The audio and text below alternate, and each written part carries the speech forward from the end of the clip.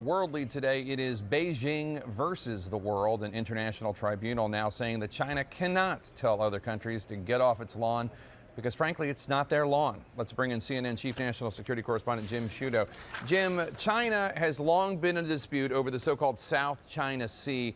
Why did The Hague tell China to back off? Well, in the briefest terms, The Hague basically decided it does not accept China's claim. And when you look at the map here, it's a pretty aggressive claim. It goes hundreds of miles from China's shores, extending way down, close to these countries, Malaysia, Vietnam, Philippines, all of whom have competing claims there. And to be fair, it's not just China that's claiming for these waters. Philippines, if you look at its claim, it's pretty expansive as well.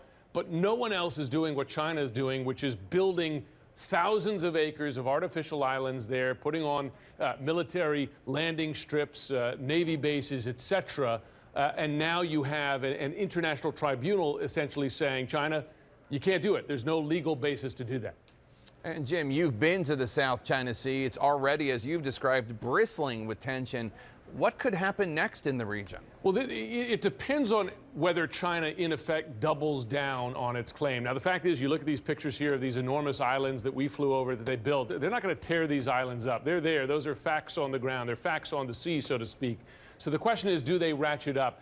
I think it's conceivable that you see more flybys, Chinese military aircraft, of U.S. aircraft trying to establish that these are international waters, more sail-bys of U.S. ships.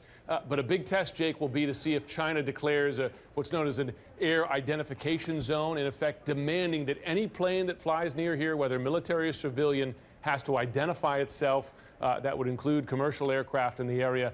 That would be a step forward. And the question is, do countries comply with that?